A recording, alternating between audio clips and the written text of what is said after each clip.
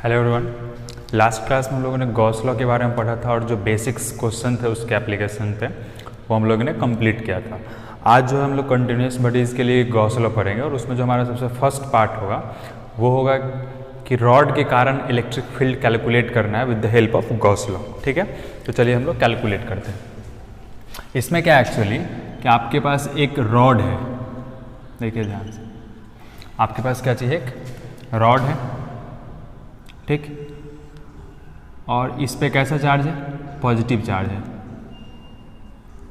ठीक है, कैसा चार्ज है, पॉजिटिव चार्ज। आपको क्या ध्यान रखना है, जैसे सपोज करिए कि जैसे ये मार्कर है तो इसका कुछ ना कुछ लेंथ है, तो इसका भी कुछ ना कुछ लेंथ है, लेकिन मार्कर को आपको इसका क्रॉस सेक्शनल एरिया दिखाई दे रहा है। ठीक है, ये क्रॉस सेक्शनल एरिया कैसा होना चाहिए, एकदम नेग्लिजिबल, जिस रॉड के बारे में हम लोग डिस्कशन कर रहे हैं। लेंथ एल है और इसके पूरे सरफेस पे क्या चीज़ है, चार्ज क्यू है। क्या है इससे पूरे, मतलब एल लेंथ का है, ये रॉड के बारे में क्या चीज़ है, लेंथ एल है और इस पे चार्ज क्यू है, या हम लोग इसको इसमें भी बोल सकते हैं क्या चीज़, लेमडा कूलम पर मीटर। लेमडा क्या होता है, charge upon length, Q upon L को हम लोग क्या बोलेंगे, लेमडा बोलेंगे। क्लियर है। तो जब भी इस तरीके का आपको कोई भी ऑब्जेक्ट मिले, जैसे रॉड हो गया, इसके बाद हम लोग बात करेंगे प्लेट का, सीट का बात करेंगे, फिर कंडक्टर का बात करेंगे। ठीक, तो उस केस में जब भी मिलेगा तो सबसे पहले हमको क्या ड्रॉ करना है, हम लोगों को ड्रॉ करना है इसके लिए गॉसियन सरफेस। कैसा, गॉसियन सरफेस। तो जो हमारा फर्स्ट क्लास था उसमें हम लोगों ने डिस्कशन किया था कि अगर हमारे पास पॉइंट चार्ज होगा तो पॉइंट चार्ज के लिए गॉसियन सरफेस कैसा होगा, तो स्फेरिकल होगा। लाइन चार्ज के लिए कैसा होगा, तो सिलिंड्रिकल होगा। मैंने आपको बताया था, हम लोग एक क्लास इस पे भी डिस्कस करेंगे कि क्यों इसके लिए हम सिलेंड्रिकल ले रहे हैं और किसी दूसरे के लिए स्फेरिकल लेंगे या अलग अलग शेप में लेंगे, उस पर भी हम लोग डिस्कस करेंगे एक दिन। ठीक है, हालांकि हमारे वो कोर्स स्ट्रक्चर में नहीं है, मतलब वो लॉजिक आपसे नहीं पूछा जाएगा कि हाँ क्यों आप सिलेंड्रिकल ही ले रहे हैं, या आपको भी इस पर बहुत ज़्यादा टाइम वेस्ट नहीं करना है कि हम क्यों सिलेंड्रिकल ले रहे हैं। हम तो क्यूब लेंगे और तब क्यूब के अंदर रॉड को इंसर्ट करेंगे और तब जाके कैलकुलेट करेंगे। अगर आप ऐसे ट्राई करते हैं तो फिर आपको पता चलेगा खुद ही कि ऐसा करने में क्या प्रॉब्लम है। तो रॉड से सपोज करिए कितने डिस्टेंस पे, आर डिस्टेंस पे कोई पॉइंट है जिसका नाम है P। इस पॉइंट पे क्या करना है, आपको इलेक्ट्रिक फील्ड निकालना है। ठीक, तो हम लोग क्या काम करेंगे कि सबसे पहले इसको, ठीक है ना, इसको क्या काम करने वाले हम लोग, एक सिलेंडर के फॉर्म में, ठीक है ना, कन्वर्ट कर लेंगे। क्या करेंगे, सिलेंडर के फॉर्म में कन्वर्ट करेंगे। देखिए ध्यान से, ऐसा, और ये डिस्टेंस भी कितना होगा, जिस पॉइंट पे फील्ड निकालना है और रॉड के बीच में जो डिस्टेंस है सपोज करिए r, तो r ही रेडियस का सिलेंडर भी हम लोग को क्या करना है, ड्रॉ कर लेना है ऐसा।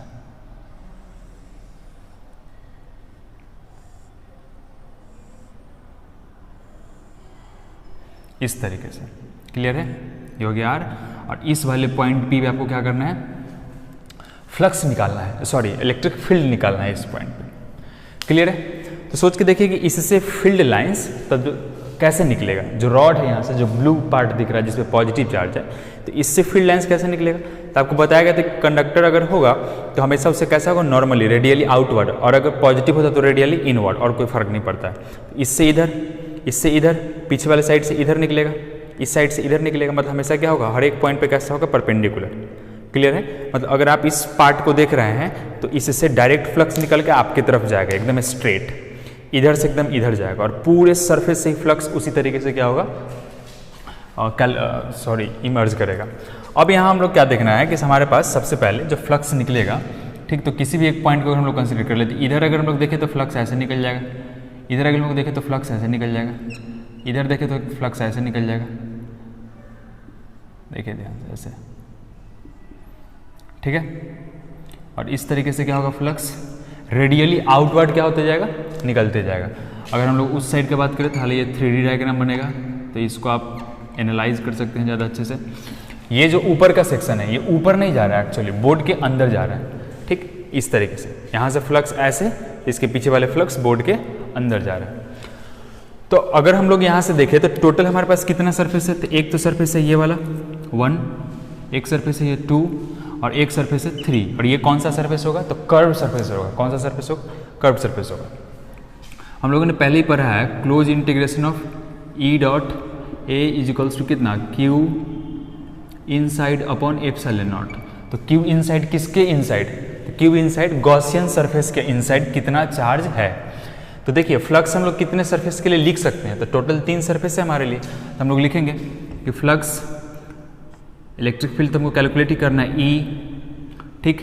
अब देखिए ध्यान से ई ए, तो ए कितना लिखेंगे, तो हम लोग किसके लिए लिखे हैं, सपोज करिए इस सरफेस के लिए लिखे हैं, फर्स्ट सरफेस के लिए, तो कितना लिखेंगे पाई आर स्क्वायर, ठीक। अब आते हम लोग एंगल पे, तो देखिए ध्यान से ये जो एरिया वेक्टर होगा इसका एरिया किधर होगा, नीचे होगा, और इलेक्ट्रिक फील्ड कहाँ पे है हमेशा, तो हम हमेशा बोल रहे हैं कि इलेक्ट्रिक फील्ड होगा इस तरीके से बाहर की तरफ, और एरिया वेक्टर नीचे, तो इसके लिए थीटा कितना हो जाएगा 90 डिग्री, तो यहाँ से लिख देंगे क्या चाहिए कॉस 90 डिग्री, प्लस ऊपर वाले सरफेस के लिए भी अगर हम लोग कैलकुलेट करें ऊपर वाले सरफेस के लिए, तो उसके लिए भी एरिया वेक्टर किधर होगा ऊपर, लेकिन इलेक्ट्रिक फील्ड किधर होगा परपेंडिकुलर डायरेक्शन में, ठीक। तो इसके लिए भी अगर हम लोग लिखे फ्लक्स क्लोज इंटीग्रेशन ऑफ किसका ई पाई आर स्क्वायर, ठीक, कॉस 90 डिग्री, ये भी चीज़ हो जाएगा, ठीक है।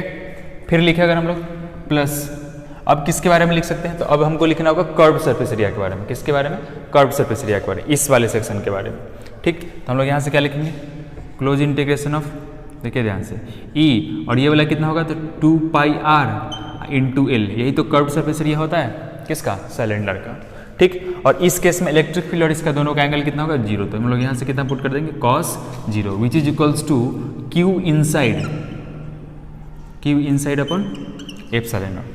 क्लियर है। देखिए जो फर्स्ट दोनों टर्म है ये दोनों तो 0 हो जाने वाला है, ये भी 0 हो जाएगा और ये भी 0 हो जाएगा, ठीक है, क्योंकि cos 90 और cos 90 है।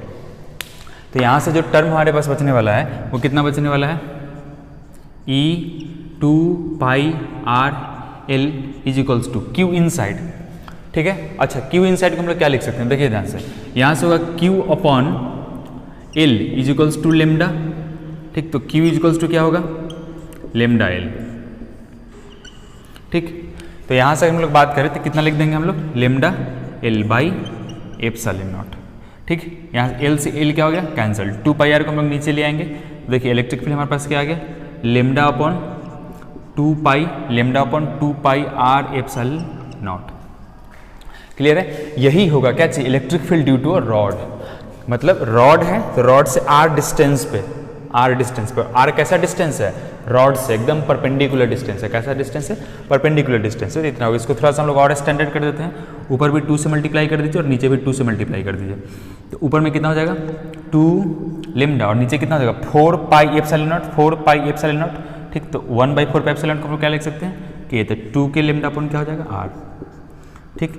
अब देखिए आप यहाँ से ध्यान से 2 भी कांस्टेंट है, ठीक, के भी कांस्टेंट है, लेमडा भी कांस्टेंट है, इसका मतलब पूरा का पूरा ये क्या हो गया कांस्टेंट, और यहाँ पर क्या चीज़ आर है, इसका मतलब हम लोग ये बोल सकते हैं कि यहाँ जो इलेक्ट्रिक फील्ड है वो क्या है इन्वर्सली प्रोपोर्शनल है किसके डिस्टेंस के, मतलब रॉड से आप जैसे जैसे दूर जाइएगा आपके लिए जो इलेक्ट्रिक फील्ड का वैल्यू होगा, जो इलेक्ट्रिक फील्ड का इंटेंसिटी होगा, जो मैग्नीट्यूड होगा, वो सब क्या होगा डिक्रीज करेगा, क्या करेगा डिक्रीज करेगा। मतलब अगर कोई चार्ज यहाँ पे होगा तो ज़्यादा फोर्स एक्सपीरियंस करेगा विथ रिस्पेक्ट टू जब वो 2r डिस्टेंस पे हो, कहीं दूर हो उससे। क्लियर है, ये हो जाएगा यहाँ से, मतलब इन्वर्सली प्रोपोर्शनल। अब ये सिंपली है, अगर इसके हमको ग्राफ को अगर हमको ड्रॉ करना हो, ठीक है, इस तरीके से, तो अगर हम लोग ग्राफ ड्रॉ करेंगे तो हमारे पास जो ग्राफ है कुछ ऐसे आएगा, रेक्टेंगुलर हाइपरबोला, ये हो जाएगा directly proportional to inversely proportional to r. ये हमारा इधर क्या होगा इलेक्ट्रिक फील्ड और इधर क्या होगा आर, ये आर वेरिएशन है और ये इलेक्ट्रिक फील्ड का वेरिएशन है, ठीक है, इस डायरेक्शन पे। मतलब आप जितना आर जितना छोटा होगा इलेक्ट्रिक फील्ड उतना ही ज़्यादा, मतलब आप जितना इसके नज़दीक होंगे वहाँ पे इलेक्ट्रिक फील्ड का इंटेंसिटी क्या होगा उतना ही ज़्यादा, और जितना दूर जाइएगा इलेक्ट्रिक फील्ड का जो मैग्नीट्यूड होगा वो उतना ही कमेगा। और ये देखिए यहाँ पे एक्चुअली में ये दोनों इनफाइनाइट पे जाके मिलता है, मतलब पैरेलल टू वाई एक्सिस। यहाँ जो ये कर्व है आपका ये क्या है पैरेलल टू एक्स एक्सिस। आप अगर मैथ्स में ग्राफ पढ़ रहे होंगे तो आपको वहाँ पर बताया जाएगा कि ये एसिम्टोज होता है जब कोई ग्राफ किसी एक्सिस के पैरेलल हो जाए, ठीक है ना, तो हम लोग क्या बोलते हैं इसको एसिम्टोज बोलते हैं। तो ये हमारे पास क्या चीज़ था गॉस लॉ की हेल्प से हम लोगों ने कैलकुलेट किया, ठीक, कि किसी भी रॉड से अगर आर डिस्टेंस पर, वो डिस्टेंस कैसा होना चाहिए परपेंडिकुलर डिस्टेंस होना चाहिए। मतलब रॉड और ये जो रेड सेक्शन था हमारे पास, ठीक है ना, इसके बीच में जो ये एंगल बन रहा है यहाँ पे, क्लियर है, ये वाला एंगल देखिए ध्यान से, ये एंगल कितना बन रहा है, 90 डिग्री बन रहा है। क्लियर है? तो ये हमारे पास electric field due to rod, जो कि हम पहले भी पढ़े थे एक्चुअली में, लेकिन वहाँ पर डिफरेंशियल के lambda by r upon sine theta 1 plus sine theta 2 और cos theta 2 minus cos parallel component निकालते थे, फिर उसके परपेंडिकुलर कंपोनेंट को निकालते थे, फिर दोनों का रिजल्टेंट निकालते थे। इसको हम लोग यहाँ पे क्या कर रहे हैं, डायरेक्ट हेल्प गॉस लॉ की मदद से क्या कर रहे हैं, ठीक है, कैलकुलेट कर रहे हैं। अब हमको एक चीज़ और समझाना था इसमें, आपको बताया था मैंने, क्लोज इंटीग्रेशन का मतलब क्या होता है। क्लोज इंटीग्रेशन देखिए ध्यान से, जब हम लोग लिखते हैं close integration of E dot A, तो एक्चुअली हम लोग इस पूरे टर्म को क्या करते हैं, जोड़ते हैं। इंटीग्रेट करना मतलब कि ऐड कर रहे हैं हम लोग। क्लोज इंटीग्रेशन मतलब ये हुआ कि सपोज करिए कि अगर ये रॉड है तो इसमें हमको पूरे एरिया को क्या करना है, पूरे एरिया को क्या करना है, जोड़ना है, पूरे एरिया को। तो अगर हम लोग जब गॉस लॉ पढ़ रहे हैं तो उसमें आपको क्लोज फिगर का बात आया होगा, ठीक, कि थ्रू एनी क्लोज सरफेस। तो सरफेस में एरिया को जब हम लोग किसी एक पॉइंट से उठाते हैं, किसी एक पॉइंट से, सपोज करिए यहाँ से, तो हर एक एरिया को जोड़ के पूरा घूम के फिर यहीं पे आते हैं, तो पूरा कंप्लीट एरिया का समेशन हम लोग कैलकुलेट करते हैं, इसलिए क्या लिखा जाता है, क्लोज इंटीग्रेशन। ठीक है, इसको आप नोट करिए, फिर हम लोग नेक्स्ट देखते हैं।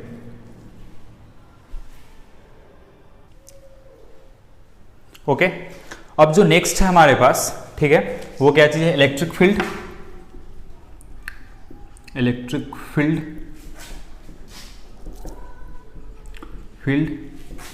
Due to a plane sheet. ये चीज ध्यान रखिएगा, प्लेन शीट है, जैसे पेपर होता है ना, पेपर जो आपके बुक या कॉपी का जो पेपर होगा, उतना उससे भी ज्यादा, मतलब उसका अगर हम इस वाले सेक्शन थिकनेस का बात करें तो एकदम नेग्लिजिबल है। नेग्लिजिबल मतलब कि ठीक वो माइक्रो mm में होगा, मतलब बहुत छोटा। क्लियर है ये चीज? अभी इस पे आपको फोकस नहीं करना। सपोज करिए कि एक ऐसा पेज था, इसको हम लोग क्या बोल रहे हैं, प्लेन शीट बोल रहे हैं, और ये कैसा था, एकदम पॉजिटिवली या निगेटिवली चार्ज हो सकता है। तो ये पूरा कंप्लीट था कैसा, एकदम पॉजिटिव चार्ज। कैसा था, एकदम पॉजिटिव चार्ज, ऐसे पूरा कंप्लीट ये पॉजिटिव चार्ज से क्या था, ये ऐसा भरा हुआ था। क्लियर है, पॉजिटिव चार्ज था। अब बोला गया कि इसमें जो है, इस सेक्शन के लिए आपको क्या काम करना है, ठीक, कि यहाँ पे किस चीज में एरिया डिवाइडेड होगा, आप खुद सोच के देखिए। तो एरिया डिवाइडेड होगा किस चीज में, ठीक, तो एरिया डिवाइडेड होगा, सॉरी चार्ज डिवाइडेड होगा किस चीज में, एरिया में। तो हम लोग यहाँ पे क्या डिफाइन करेंगे, सबसे पहले सिग्मा। तो सिग्मा अगर हम लोग डिफाइन करते हैं यहाँ से, तो क्या लिखेंगे यहाँ से, Q अपॉन ए। मतलब इस जो प्लेन शीट का एरिया है उसका कितना एरिया है, A, और इस पे चार्ज कितना है, Q। तो सिग्मा कितना हो जाएगा इसके लिए, Q अपॉन ए। मतलब इसमें क्या है, Q कूलम चार्ज कितना है, 1 मीटर स्क्वायर में, ये एरिया में डिफाइन करते हैं हम लोग इस चीज को। तो यहाँ पर अब आपको प्लेन शीट दिया गया, आपको इसके लिए गॉसियन सरफेस क्या करना है, सिलेक्ट करना है, गॉसियन सरफेस सिलेक्ट करना है। तो देखिए हम क्या करेंगे, सपोज करिए कि एक पेज है हमारे पास इस तरीके से, और आपके घर में ग्लास होगा, तो गॉसियन सरफेस कैसे सिलेक्ट किया जाता है, प्लेन शीट के लिए। ऐसा क्यों करते हैं ये भी हम लोग देखेंगे, ठीक। उस वाले सेक्शन में जो पेज है हमारे पास, उस पेज में क्या काम करिए आप, सपोज कि ग्लास लेकर और इंसर्ट कर दीजिए, ठीक। जैसे एक बहुत फेमस मतलब है, स्पेशली जो यंगस्टर्स होते हैं, जो घर से बाहर निकल के पहली बार बाहर जाते हैं, ठीक, और उनको जब पूड़ी बनाना होता है तो रोटी बना लेते हैं, ठीक, और ग्लास से क्या काम करते हैं, उसमें कट करके छोटा छोटा जो पूड़ी बनता है उसको हम लोग बाहर निकाल लेते हैं। एक्चुअली में सेम काम आपको यहाँ पर भी करना है, कि ये जो प्लेन शीट है जिसपे पॉजिटिव चार्ज है, क्या है, जिसपे पॉजिटिव चार्ज है, उस पर आपको एक गॉसियन सरफेस सिलेक्ट करना है। तो हम लोग क्या काम करेंगे कि एक सिलेंड्रिकल ग्लास टाइप लेंगे और उस पेज में पूरा इंसर्ट कर देंगे।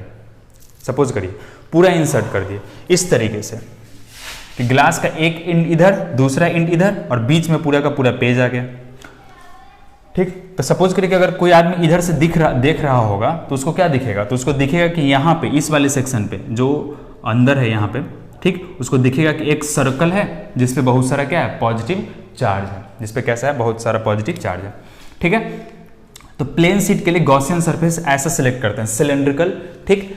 तो ये यहाँ पे क्या दिख रहा है, जो आपको रेड वाला सेक्शन दिख रहा है, ये कैसा होगा, गॉसियन सरफेस है,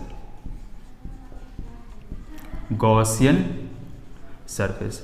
आप इसका प्रैक्टिस कर लेंगे, बोर्ड के एग्जाम में आपसे पूछा भी जाएगा, गॉसियन सरफेस। अब हम लोग बात करते हैं, तो देखिए इसके लिए फील्ड किधर होगा, बाहर, इस साइड एरिया वेक्टर, ठीक है। इस सरफेस के लिए अगर हम लोग बात करें, आपको मैंने जब एरिया वेक्टर का कंसेप्ट बताया होगा तो बोला होगा कि जो क्लोज ऑब्जेक्ट्स होते हैं उसके लिए हमेशा आप कैसा होगा, नॉर्मली आउटवर्ड। नॉर्मली कैसा होगा, आउटवर्ड होगा, ठीक। और इस वाले सेक्शन कर्व सरफेस एरिया पर अगर हम लोग बात करें तो एरिया वेक्टर किधर होगा, इधर, ठीक।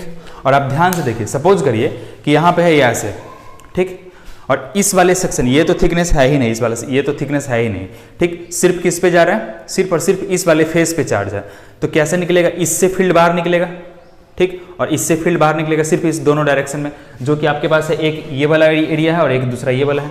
क्या ऊपर वाले सेक्शन से कुछ निकलेगा क्या फ्लक्स? नहीं, उस वाले सेक्शन से जाएगा ही नहीं।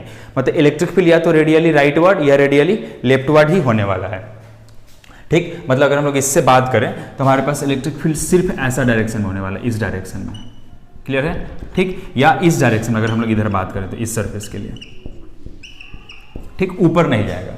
लेकिन जो कर्व सरफेस एरिया है उसका तो क्या होगा, ऊपर की तरफ, ठीक। तो अगर हम लोग फिर से इसमें अगर हम लोग लिखना चाहें, ठीक, तो हम लोग क्या लिखेंगे, अब आप नंबर भी लिख सकते हैं, इसको आप लिख दीजिए 1 2 और 3, 1 2 और 3। तो फ्लक्स अगर हम लोग लिखे सिर्फ किसके कारण, इसके कारण, तो हम लोग लिख देते हैं डायरेक्ट, ठीक। फ्लक्स क्या लिखेंगे, E डॉट A1, ठीक, प्लस लिखा जा सकता है कितना, flux E dot A2 plus E dot A3 is equals to Q enclosed upon epsilon naught. कैसा हो जाएगा, Q enclosed upon epsilon naught. इस चीज को देखिए ध्यान से, ठीक है, ये वाला सेक्शन हो जाएगा आपके पास। तो यहां से अगर हम लोग लिखे कि A1 के लिए, तो ये तो कितना हो जाएगा 0, तो यहां से हम लोग लिख सकते हैं क्या चाहिए, 0 प्लस इस वाले सेक्शन के लिए, तो दोनों के लिए आप देख लीजिए, यहां पे भी इलेक्ट्रिक फील्ड का भी डायरेक्शन जो होगा, ठीक, वो किधर है, इधर ही है इलेक्ट्रिक फील्ड, और इस सरफेस से भी इलेक्ट्रिक फील्ड किधर निकलेगा, बाहर की तरफ, ठीक है। आपको एक्चुअली यहाँ पे ये जो पेज दिख रहा है जिसपे प्लस प्लस मतलब पॉजिटिव चार्ज डिनोट किया गया, इससे फ्लक्स इधर भी जाएगा और उस सरफेस से भी बाहर जाएगा, उस तरीके से इस सरफेस का एरिया वेक्टर इधर, इस सरफेस का एरिया वेक्टर इधर। तो दोनों के लिए अगर हम लोग यहाँ पे भी theta angle between E and area अगर हम लोग बात करें और यहाँ पे भी ई और एरिया का बात अगर करें, तो दोनों पॉइंट पे बोथ सरफेस के लिए थीटा कितना होगा, 0। तो हम लोग को A1 और A2 दोनों के लिए, A1 तो हमारे पास कितना हो जाएगा 0, A3 और A2 के लिए बात करें अगर, ठीक, इसके लिए और इस वाले सेक्शन के लिए, तो पहले के लिए तो 0 हो जाएगा, दूसरे के लिए हम लोग क्या लिख सकते हैं यहाँ से E, और एरिया वेक्टर कितना है, तो हम लोग मान लेते हैं चूंकि ये तो सिमेट्रिकल होगा, ठीक, तो दोनों का मैग्नीट्यूड सेम ही होगा, तो क्या लिख सकते हैं हम लोग यहाँ से EA cos 0 plus EA cos 0 is equals to Q enclosed upon epsilon naught. और यहाँ से क्या लिखा जा सकता है, 2EA is equals to Q inside upon epsilon naught. और Q इनक्लोज्ड यहाँ से कितना होगा, सिग्मा इन 2A, तो लिख सकते हैं 2EA is equals to sigma A upon epsilon naught, ठीक है। यहाँ से क्या लिखा जा सकता है, Q is equals to sigma A, ठीक। अब देख लीजिए यहाँ से A से A क्या हो गया, कैंसल। इलेक्ट्रिक फील्ड E का बात अगर हम लोग करें तो कितना हो जाएगा, सिग्मा अपॉन 2 एप्सिलॉन नॉट,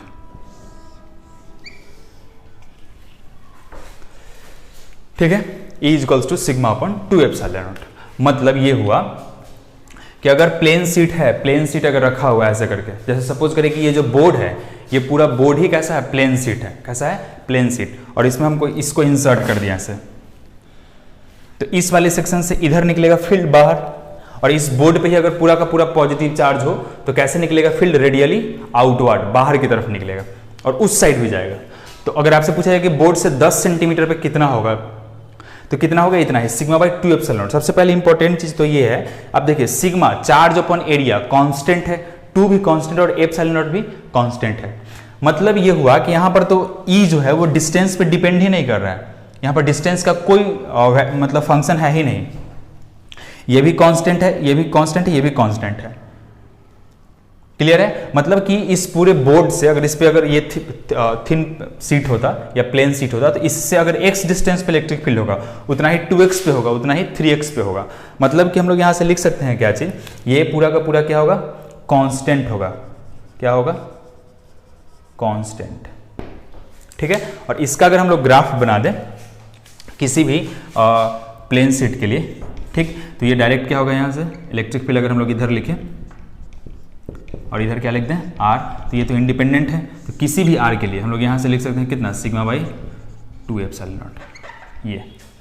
ठीक, मतलब आप एकदम जो सीट है उसके नज़दीक में देखिए, किसी खास डिस्टेंस x पे देखिए, 2x पे देखिए, 3x पे देखिए, हर जगह फील्ड क्या होगा कांस्टेंट होगा और कितने के बराबर होगा सिग्मा बाई 2 एप्सिलॉन नॉट। कितने के बराबर होगा सिग्मा बाई 2 एप्सिलॉन नॉट। ये किसके कारण था electric field due to a plane sheet. अब इसके बाद जो केस आता है एक और आता है electric field due to a conductor. ठीक, लेकिन होता क्या एक्चुअली में कि जब हम लोग कंडक्टर के बारे में पढ़ेंगे तो आप देखिएगा कि वहां पे ये जो 2 है बस वो रिप्लेस हो जाएगा, मतलब इलेक्ट्रिक फील्ड कितना आएगा सिग्मा बाई 2 एप्सिलॉन नॉट। कितना आएगा सिग्मा बाई 2 एप्सिलॉन नॉट। ठीक है, अच्छा बहुत सोच रहे हो कि सर आप सब हर केस में पॉजिटिव ही कंसीडर करके बताते हैं, तो पॉजिटिव से आपको कंफ्यूज नहीं होना है। अगर निगेटिव होता, अगर निगेटिव चार्ज होता तो फील्ड जो बाहर की तरफ जा रहा था वो कैसा होता अंदर की तरफ आता यहाँ पे। ठीक है, ये जो हम लोग इधर बाहर ड्रॉ किए उसको किधर ड्रॉ करते हैं अंदर, और यहाँ पे जो हम लोग बाहर ड्रॉ किए उसको किधर ड्रॉ करते हैं अंदर की तरफ ड्रॉ करते हैं। तो कुछ नहीं होता, बस सिर्फ यहाँ पे एक माइनस साइन आ जाता, और माइनस साइन आ जाता तो हमको बस यही होता कि फील्ड जो है इनवर्ड है, और ज्यादा इसमें कोई खास कंसेप्ट नहीं होगा। ठीक, तो इसके बाद जो आपका केस बनता है वो किस चीज का बनता है कंडक्टर का। लेकिन कंडक्टर में एक पॉइंट है कि किसी भी कंडक्टर के अंदर जो इलेक्ट्रिक फील्ड होता है वो कितना होता है जीरो होता है। कितना होता है जीरो। उस चीज को समझने से पहले हम लोग एक्चुअली में स्फीयर का डिस्कशन करेंगे कि हाँ स्फीयर का जो केस है कि स्फीयर में किस तरीके से होगा। तो आप जो भी पढ़े अभी स्फीयर के बारे में तो आप जानते होंगे कि दो टाइप का स्फीयर होता है on the basis of mass distribution. On the basis of mass distribution मतलब कि मास के अकॉर्डिंग अगर हम लोग बात कर ले, ठीक है, तो स्फीयर जो है वो कितने टाइप का होता है दो। तो कौन कौन सा, तो एक होता है सॉलिड स्फीयर और एक कैसा होता है हॉलो स्फीयर। ठीक है, देखिएगा ध्यान से, एक कैसा होता है सॉलिड स्फीयर। ठीक है, केस हम लोग देख रहे हैं। ठीक है, हम लोग डिस्कस कर रहे हैं किसके बारे में स्फीयर एसपी। ठीक, तो आपने पढ़ा होगा एक कैसा स्फीयर सॉलिड स्फीयर। ठीक है, और एक कैसा पढ़ा होगा हॉलो स्फीयर। ठीक, सॉलिड स्फीयर जिसमें पूरे वॉल्यूम में मास होता है। किस में होता है पूरे वॉल्यूम में। अगर हम लोग परफेक्ट जो तरबूज होता है अगर उसको हम लोग एग्जांपल दें, ठीक, या जो शॉर्टपुट फेंका जाता है उसमें जिसको हम लोग बॉल को थ्रो करते हैं या जो ड्यूस बॉल होता है वो कैसा है सॉलिड स्फीयर है। ड्यूस बॉल अप्रोक्सीमेट मान सकते हो, उसमें भी उसके सेंटर पे थोड़ा सा स्पेस खाली होता है लेकिन हम लोग कंसीडर कर सकते हैं उसको कैसे सॉलिड स्फीयर। मतलब ऐसा स्फीयर जैसे फुटबॉल है तो फुटबॉल में सिर्फ एक एक्सटर्नल मेम्ब्रेन होता है और अंदर होता है एयर, और उसी एयर प्रेशर के कारण क्या होता है वो पूरा का पूरा टाइट होता है उतना ज़्यादा। लेकिन उसमें बोला जाएगा कि जो फुटबॉल के सेंटर से ही मास एकदम डिस्ट्रीब्यूटेड हो बाहर की तरफ। ठीक है, तो उसको हम लोग क्या बोलेंगे सॉलिड स्फीयर और कैसा हॉलो स्फीयर। लेकिन एक्चुअली में हम लोग को यहाँ पे क्या देखना है चार्ज के बारे में डिस्कस कर रहे हैं तो सॉलिड स्फीयर को भी दो पार्ट में बांटा गया। ठीक है, कैसा, तो कंडक्टिंग सॉलिड स्फीयर, ठीक, और कैसा नॉन कंडक्टिंग सॉलिड स्फीयर। ठीक है, conducting solid sphere non conducting solid sphere. ठीक, हॉलो स्फीयर के बारे में भी डिस्कशन किया गया वही कंडक्टिंग हॉलो स्फीयर। ठीक है, और यहां से क्या बात किया गया नॉन कंडक्टिंग हॉलो स्फीयर। ठीक है, कंडक्टिंग सॉलिड स्फीयर और किस तरीके से, तो देखिए यहां पे अगर हम लोग टोटल देखें हमारे पास जो डिस्ट्रीब्यूशन हो जाएगा स्फीयर का वो कितना हो जाएगा टोटल चार्ज। तो इससे तो हमको खास मतलब है नहीं कि सॉलिड है नहीं है। मेरे लिए सबसे इंपॉर्टेंट क्या है कि कंडक्टिंग है या कैसा है नॉन कंडक्टिंग है। ठीक, तो देखिए स्फीयर तो कैसा है मतलब वॉल्यूम है इसमें 3D डायग्राम, तो इसमें तो डायरेक्ट ऐसा नहीं है कि आपको एकदम फील करवा दें हम बना के कि किस तरीके से डिस्ट्रीब्यूटेड होगा। ये तो डायरेक्ट ऐसे ही ड्रॉ किया जा सकता है ऐसे चार, और हम लोग देखेंगे कि इस चारों में क्या क्या प्रॉपर्टीज हो सकता है। ठीक है, किस तरीके से इसको हम लोग डिस्ट्रीब्यूट करेंगे। ठीक है, तो देखिए ध्यान से, यह है conducting solid sphere. Solid sphere मतलब ये कि इसके एकदम सेंटर से लेके और सबका रेडियस हम लोग कितना कंसीडर कर लेते हैं कैपिटल आर। कितना कर लेते हैं कैपिटल आर कर लेते हैं। पहले तो हम समझेंगे कि ये चारों में कुछ सिमिलैरिटी है या फिर स्पेशली ऐसे ही है, चारों पढ़ना पड़ेगा।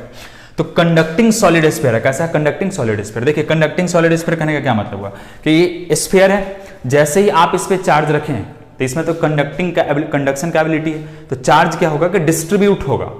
चार्ज कैसा होगा? डिस्ट्रीब्यूट होगा। जैसे यहाँ पे नॉन कंडक्टिंग का अगर बात करें तो जिस पॉइंट पे चार्ज को हम रख देंगे, इस पॉइंट पे, वहीं पे चार्ज क्या होगा? पड़ा हुआ रहेगा, मूव नहीं कर सकता उस पर, वो फ्लैटर्ड नहीं होगा, स्कैटर्ड नहीं कर, उस पर फैलेगा नहीं चार्ज, ठीक। लेकिन जब कंडक्टिंग सॉलिड स्फीयर का हम लोग बात करते हैं तो पूरा का पूरा जो इस पे चार्ज है वो क्या हो जाएगा? पूरा फ्लैटर्ड हो जाएगा, मतलब एकदम पूरा उस पर बिछ जाएगा, उसके पूरे सरफेस पे। तो क्यों सॉलिड स्फीयर के केस में सोच के देखिए, ठीक, कि ऐसा भी हो सकता था कि जब हम लोग रखेंगे, जैसे सपोज इमेजिन करिए कि तरबूज है और कंडक्टिंग है एकदम वैसा ही, और उसके सरफेस पे चार्ज हम रखें, तो जो साइंटिफिक टाइम है वो अप्रॉक्स है 10⁻³ सेकेंड, मतलब 1 सेकेंड के 1000वें हिस्सा के अंदर में इतना फास्ट डिस्ट्रीब्यूशन ऑफ चार्ज होता है उसके सरफेस पे, इतना फास्ट डिस्ट्रीब्यूशन होता है, ठीक है। तो जब हम लोग बात करें किस इसका? कंडक्टिंग सॉलिड स्फीयर का, तो उस केस में जैसे हम लोग चार्ज रखेंगे तो कहां पे डिस्ट्रीब्यूट होगा चार्ज? उसके सरफेस पे, वॉल्यूम में क्यों नहीं होगा? क्योंकि देखिए सपोज करिए किसी भी चार्ज को हमेशा किसी भी कंडक्टर या किसी भी सरफेस पे रखिएगा आप, तो हमेशा अपने मैक्सिमम डिस्टेंस पे रहना चाहता है एक दूसरे से। कहां पे? मैक्सिमम डिस्टेंस पे रहना चाहिए। सपोज करिए कि दो चार्ज, पॉजिटिव चार्ज को लाते हैं और यहां पर लाके रख दिए, तो क्या होगा? दोनों एक दूसरे पर रिपल्सिव फोर्स लगा के अपोजिट चला जाएगा, एंड पे, इधर और इधर, मैक्सिमम सेपरेशन पे रहना चाहेगा। तो जब भी हम लोग स्फीयर पे रखेंगे चार्ज, तो मैक्सिमम सेपरेशन पे कहां रहेगा? उसके एक्सटर्नल मेम्ब्रेन पे, मतलब जो एक्सटर्नल सरफेस है उस पे रहेगा। क्लियर है? एक्सटर्नल सरफेस पे ही रहेगा, ऐसा नहीं होगा कि उसके इनर पोर्शन में भी रहेगा, मतलब कि इंटीरियर में नहीं रहेगा। तो कंडक्टिंग स्फीयर के केस में, कंडक्टिंग सॉलिड स्फीयर के केस में आप ध्यान दीजिएगा क्या एग्जिस्ट करता है? तो चार्ज कहां डिस्ट्रीब्यूटेड होगा? किस चीज पे? सरफेस पे। और जब भी चार्ज सरफेस पे डिस्ट्रीब्यूटेड हो तो हम लोग क्या डिफाइन करेंगे? सिग्मा। और इसके लिए सिग्मा जो होगा वो कितना होगा? Q/4πr²।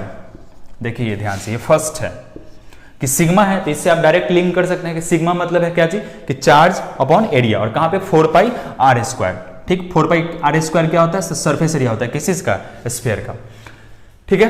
अब हम लोग बात करते हैं कंडक्टिंग हॉलो स्फीयर का। ये हम छोड़े नहीं है, एक्चुअली छोटा नहीं है, मैं छोड़ दिए हैं। कंडक्टिंग हॉलो स्फीयर का हम लोग बात करते हैं। हॉलो स्फीयर है तो हॉलो स्फीयर में तो अंदर मास है भी नहीं, अंदर तो मास है भी नहीं, तो इसमें तो ज्यादा दिमाग ही नहीं लगाना है। इस पे तो चार्ज रखेंगे भी तो कंडक्टिंग नेचर का कहां होगा? सरफेस पे भी होगा, ठीक। तो इसके लिए भी अगर हम लोग सबसे पहले चार्ज डिस्ट्रीब्यूशन का बात करें तो सिग्मा इसके लिए कहां पे होगा? Q/4πr², ठीक। मतलब कंडक्टिंग सॉलिड स्फीयर और कंडक्टिंग हॉलो स्फीयर दोनों में चार्ज कहां पे होगा? उसके सरफेस पे। लॉजिक क्या है? ठीक, क्योंकि किसी भी कंडक्टिंग चीज पे अगर हम लोग चार्ज रखते हैं, चार्ज का ये नेचर होता है, रिपल्सिव नेचर का होता है, सेम चार्ज रख रहे हैं एक्चुअली में, और वो अपने हमेशा मैक्सिमम सेपरेशन को मेंटेन करने का कोशिश करेगा, और इसी के लिए वो कहां होता है? हमेशा सरफेस पे होता है। तो आपसे पूछा क्या इंटीरियर में कोई चार्ज है ही नहीं, तो क्या इंटीरियर में कोई फील्ड होगा? तो नहीं होगा। मतलब कंडक्टिंग सॉलिड स्फीयर और कंडक्टिंग हॉलो स्फीयर, इस दोनों के अंदर कोई चार्ज प्रेजेंट नहीं है। हम लोग पढ़ेंगे भी गॉस लॉ के कारण कि इसके अंदर में क्या होगा? इलेक्ट्रिक फील्ड जीरो होगा, और इसके भी अंदर में क्या होगा? इलेक्ट्रिक फील्ड जीरो होगा, ठीक है। इसके भी इनसाइड में चार्ज क्या एब्सेंट है, इसके भी इनसाइड में क्या है? चार्ज एब्सेंट है। मतलब ये दोनों केस क्या होगा? Exact same. जो रिजल्ट इसके लिए हम लोग पढ़ेंगे सेम रिजल्ट इसके लिए पढ़ेंगे। एक्चुअली यही होगा कि मैं सिर्फ आपको इसके लिए बताऊंगा, ठीक, और लिख दूंगा कि ये कंडक्टिंग स्फीयर के हॉलो स्फीयर, सॉरी हाँ, कंडक्टिंग हॉलो स्फीयर के रिजल्ट क्या है? As same as conducting solid sphere के लिए। अब कौन सा बात बचता है? देखिए ध्यान से, बचता है नॉन कंडक्टिंग सॉलिड स्फीयर, और क्या बचता है? Hollow sphere. देखिए ध्यान से, ये है हॉलो स्फीयर, ठीक है। हॉलो स्फीयर है, लेकिन कैसा हॉलो स्फीयर है? नॉन कंडक्टिंग है। मतलब इसका प्रॉपर्टी है कि अगर यहां पे चार्ज रख दें Q0, तो इसी पॉइंट पे क्या रहेगा? ये पड़ा हुआ रहेगा, तब तो कुछ इंटरेस्ट ही नहीं है, फिर इसका कुछ स्पेशल नहीं हुआ। तो इसमें दो पॉसिबिलिटीज बनता है। देखिए ध्यान से, इसमें क्या बचता है? दो पॉसिबिलिटीज। क्या क्या है? फर्स्ट पॉसिबिलिटी देखिए ध्यान से, कि इस पे हम चार्ज रखें, ठीक, और पूरा एकदम जैसे आप अपने फेस में क्रीम लगाते हैं तो क्रीम का यूनिफॉर्म डिस्ट्रीब्यूशन करते हैं पूरे फेस में। ऐसा नहीं होता कि राइट साइड में ज्यादा लगा लेते हैं, लेफ्ट साइड में कम, ऐसा तो कुछ होता नहीं है। उसी तरीके से चार्ज को भी उस पूरे स्फीयर में 4πr² जो उसका एरिया है 4πr², उस पूरे 4πr² में चार्ज को एकदम यूनिफॉर्मली डिस्ट्रीब्यूट कर दिया जाए, ठीक। मतलब यहां से हम लोग क्या लिख सकते हैं? Uniform distribution of charge on the surface of कौन सा? Non conducting hollow sphere. एक तो ये चीज हो गया। पहला केस क्या कर सकता है? Uniform distribution of charge on the surface of non conducting hollow sphere, मतलब इसके पूरे सरफेस पे एकदम यूनिफॉर्म डिस्ट्रीब्यूशन कर दे। जैसे ही यूनिफॉर्म डिस्ट्रीब्यूशन करेंगे तो क्या करेंगे यहां पे एक्चुअली में सिग्मा एग्जिस्ट करेगा और कितना? Q upon 4πr²। देखिए ध्यान से इस चीज को, ठीक है। जैसे ही हॉलो स्फीयर के केस में हम लोग सिग्मा को चार्ज इस पे लाएंगे तो क्या एग्जिस्ट करेगा? सिग्मा और कितना? Q upon 4πr²। दूसरा क्या हो सकता है? ठीक, तो इसके केस में हम लोग दूसरा ये लिख सकते हैं, ठीक, non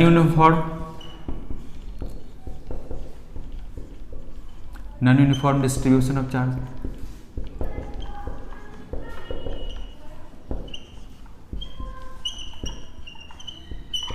non uniform distribution of charge, ठीक, मतलब हो सकता है कि इसके हाफ पोर्शन में चार्ज डेंसिटी ज्यादा हो, हाफ में चार्ज डेंसिटी क्या हो? कम हो, क्योंकि ये तो नॉन कंडक्टिंग है, ये तो डिपेंड करता है डिस्ट्रीब्यूट करवाने वाले पे, ठीक है। इसमें तो अपने आप नहीं हो रहा है। लेकिन सपोज करिए कि अगर यूनिफॉर्म डिस्ट्रीब्यूशन किया गया तो ये पूरा केस किसके कारण हो जाएगा? ये फर्स्ट, एक ये वाला केस, ठीक, और ये देखिए ये तीनों केस जिसपे स्टार मार्क लगा हुआ है, अगर इस केस में यूनिफॉर्म डिस्ट्रीब्यूशन है तो तीनों का रिजल्ट क्या आएगा? सेम आने वाला है। तीनों का रिजल्ट कैसा आने वाला है? सेम आने वाला है, ठीक है। तीनों का रिजल्ट क्या आएगा? सेम आएगा, ठीक। मतलब if charge distribution, if uniform charge distribution of charge on the surface of non conducting hollow sphere, तो इसका भी जो रिजल्ट आएगा वो रिजल्ट कैसा आने वाला है? ठीक, एग्जैक्ट कंडक्टिंग सॉलिड स्फीयर, ठीक, और कंडक्टिंग हॉलो स्फीयर के इक्विवेलेंट। अब बचता है एक ये कौन सा? Non conducting solid sphere. तो ध्यान से देखिए इसमें कैसा हो सकता है, इसमें भी सेम चीज एग्जिस्ट होगा। ये तो नॉन कंडक्टिंग है और सॉलिड स्फीयर है, नॉन कंडक्टिंग और सॉलिड स्फीयर है। तो इसमें भी अगर हम लोग ध्यान से देखें तो सॉलिड स्फीयर है, चलिए ठीक है। तो इसमें भी दो केस एग्जिस्ट करेगा। क्या क्या? इसमें भी अगर एकदम एग्जैक्ट इसी के तरीके से कि अगर इसके सरफेस पे चार्ज कैसा हो? डिस्ट्रीब्यूटेड हो।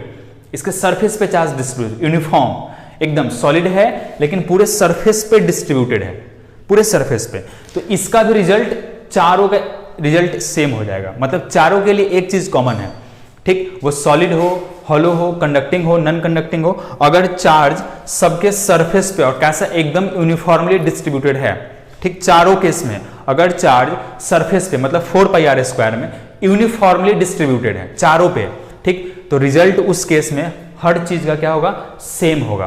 और क्या होगा सेम में? तो इसके अंदर इलेक्ट्रिक फील्ड जीरो का, हम लोग आएंगे, अभी बस आपको वर्बली बताया जा रहा है, ठीक। वो चारों केस में क्या होगा? चारों के अंदर इलेक्ट्रिक फील्ड क्या होगा? जीरो होगा। सरफेस पे KQ/r² होगा और उसके बाहर भी KQ/r² होगा, ठीक। r का बस वैल्यू चेंज होने वाला है, ठीक। लेकिन अगर यूनिफॉर्मली डिस्ट्रीब्यूटेड नहीं हो तो इसके केस में भी इलेक्ट्रिक फील्ड बदल जाएगा और इसमें भी क्या हो सकता है? बदल जाएगा। लेकिन इसमें एक चीज और एग्जिस्ट करता है कि पूरे वॉल्यूम में चार्ज हो। मतलब सपोज करिए कि ये तो नॉन कंडक्टिंग है, तो जिस मटेरियल से बना होगा ये, जिस एलिमेंट से सपोज करिए, ठीक, या जिस चीज से भी ये बना हुआ, कंडक्टिंग ऑब्जेक्ट से जिस चीज से ये बना होगा, उसको बनाने के लिए वाले पार्टिकल्स को ही पूरे चार्ज कर दिया जाए और चार्ज पार्टिकल से करके तब पूरा बनाया जाए, पूरा एकदम, ठीक। तो पूरे वॉल्यूम में चार्ज होगा। कैसा होगा? पूरे वॉल्यूम में चार्ज होगा। जैसे सपोज करिए हम क्या कहना चाह रहे हैं कि आपके पास एक स्फीयर है, ठीक है, स्फीयर, सॉलिड स्फीयर, मिट्टी का है ये, समझ लीजिए, ठीक, और उसके ऊपर से आप कलर लगा रहे हैं उस पर। उसके पूरे फॉर्मेशन के बाद जब वो स्फीयर बन जाता है तब उसके सरफेस से क्या लगा रहे हैं आप लोग? उस पर कलर लगा रहे हैं। तो सिर्फ कलर उसके कहाँ पे आएगा? एक्सटर्नल सरफेस पे, डेट इज 4πr² पे, सिर्फ इस पे। लेकिन जब हम उसको स्फीयर बना रहे थे तो उस मिट्टी में ही पूरा कलर लगा दिया जाए पूरा, और तब उससे एक स्फीयर बनाया जाए। तो इनसाइड मतलब सेंटर से लेके बाहर तक कलर का क्या होगा? डिस्ट्रीब्यूशन होगा। सेम चीज आपको यहां पे भी करना है, ठीक। और ध्यान ये रखना कि सर आप तो बोल रहे थे कि मैक्सिमम सेपरेशन पे होगा। कैसा होगा? मैक्सिमम सेपरेशन पे। तो ये तो नॉन कंडक्टिंग है, ठीक, नॉन कंडक्टिंग है, ये इसमें रिपल्सन होगा भी तो खुद इसका प्रॉपर्टी ही नहीं है जो रिपल्सन करके और चार्ज का मूवमेंट करवा सकती है, क्योंकि ये नॉन कंडक्टिंग है। ये चीज सिर्फ किस में हो सकता है? कंडक्टिंग में हो सकता है। तो इसमें दोनों चीज में एग्जिस्ट करेगा, ठीक। एक तो सिग्मा भी इसमें एग्जिस्ट करेगा, कितना? Q/4πr², लेकिन कंडीशन है, कंडीशन क्या है कि यूनिफॉर्मली डिस्ट्रीब्यूशन ऑफ चार्ज होना चाहिए फर्स्ट, ठीक। और सेकंड किस चीज में? इसके वॉल्यूम में भी एग्जिस्ट करेगा, रो मतलब Q/4/3 पाई आर क्यूब। लेकिन कंडीशन इसमें भी है कि कैसा होना चाहिए, चार्ज यूनिफॉर्मली डिस्ट्रीब्यूशन होना चाहिए। तो हम लोग एक सिर्फ इसके कारण पढ़ेंगे, ठीक, कंडक्टिंग स्फीयर के केस में, सिर्फ कंडक्टिंग स्फीयर के केस में, ठीक। और इससे मेरा इसका भी काम हो जाएगा, इसका भी हो जाएगा और इसका भी हो जाएगा, और इसका दोनों पढ़ेंगे, ठीक है। कि जब इस पे नॉन यूनिफॉर्म चार्ज डिस्ट्रीब्यूशन होगा तब कैसा होगा, ठीक, और पूरे वॉल्यूम में होगा तब कैसा होगा। अगर सरफेस का बात करना है इसका भी, तो जैसा इसका हो गया वैसा ही इसका हो गया। तो ये टोटल क्या चीज, आपका स्फीयर का कंसेप्ट। ये जो पूरा का पूरा कंसेप्ट है एक्चुअली में हम लोग किसके हेल्प से पढ़ने वाले हैं, गॉस लॉ के हेल्प से ही पढ़ने वाले हैं, ठीक है। तो जो नेक्स्ट लेक्चर होगा हमारा, उस लेक्चर में हम लोग स्पेशली डिस्कस करेंगे, ठीक, कि किसी भी स्फीयर के अंदर उसके इनसाइड में इलेक्ट्रिक फील्ड कितना होगा, उसके सरफेस पे इलेक्ट्रिक फील्ड कितना होगा, उसके बाहर इलेक्ट्रिक फील्ड कितना होगा, क्लियर है। और उससे रिलेटेड क्या देखेंगे, ग्राफ। इसके बाद हम लोग देखेंगे, ठीक, कि किसी भी कंडक्टर, जनरल कंडक्टर के बाहर, अगर सपोज करिए कंडक्टर है, ठीक, तो इसके बाहर किसी भी पॉइंट पे इलेक्ट्रिक फील्ड कितना होगा, ठीक है। और इसके बाद कुछ जो सेक्शन होगा हमारे पास, उसमें हम लोग जनरल फॉर्म भी देखेंगे, किस तरीके को डायरेक्ट बिना गॉस लॉ के हेल्प से, ठीक, हालांकि वो बोर्ड के लिए उतना रेलेवेंट नहीं है, लेकिन फिर भी हम लोग उसको समझने का कोशिश करेंगे कि बिना गॉस लॉ के हेल्प से भी कैलकुलेट किया जा सकता है। अच्छा, एक मेरे पास क्वेश्चन भी आया था कि, और एक्चुअली में सही बात भी था, ठीक, जो लास्ट क्लास में आपको बताए थे कि गॉस लॉ फंडामेंटल है या कूलम्ब्स लॉ, तो उसमें हम एक्चुअली वो क्वेश्चन बस सिर्फ डिस्कस करके छोड़ दिए थे, बताए नहीं थे एक्चुअली में। तो गॉस लॉ और कूलम्ब्स लॉ के बारे में बात करेंगे, ठीक। तो एक्चुअली गॉस लॉ फंडामेंटल है, मोर फंडामेंटल है, किससे, कूलम्ब्स लॉ से, ठीक। मतलब गॉस लॉ की हेल्प से हम लोग जो है कूलम्ब्स लॉ का डेरिवेशन भी किसी बहुत रेयर बुक है जिसमें दिया हुआ, जैसे हेलिड रेसनिक है उसमें दिया गया, या मे बी और भी अदर बुक में दिया जा सकता है, लेकिन हालांकि वो आपके लिए रेलेवेंट नहीं है। लेकिन एक पॉइंट ये आप अपने लिए दिमाग में रखिएगा, ठीक, कि गॉस लॉ का जब भी बात कर रहे हो, ठीक, तो उसमें आपके लिए कौन सा इंपॉर्टेंट है, मतलब गॉस लॉ इंपॉर्टेंट दोनों है आपके लिए, लेकिन फंडामेंटल के बेसिस पे अगर आपसे पूछा जाए, ठीक, तो फंडामेंटल मतलब कूलम्ब्स लॉ से ज़्यादा फंडामेंटल है कौन सा, गॉस लॉ, ठीक है। मतलब गॉस लॉ के हेल्प से हम लोग कूलम्ब्स लॉ को डिराइव कर सकते हैं, ठीक है। तो ये आपके पास क्या चीज़ था, स्फीयर का 4 केस, ये हर एक केस को हम लोग देखेंगे नेक्स्ट क्लास में। That's all for today, thank you.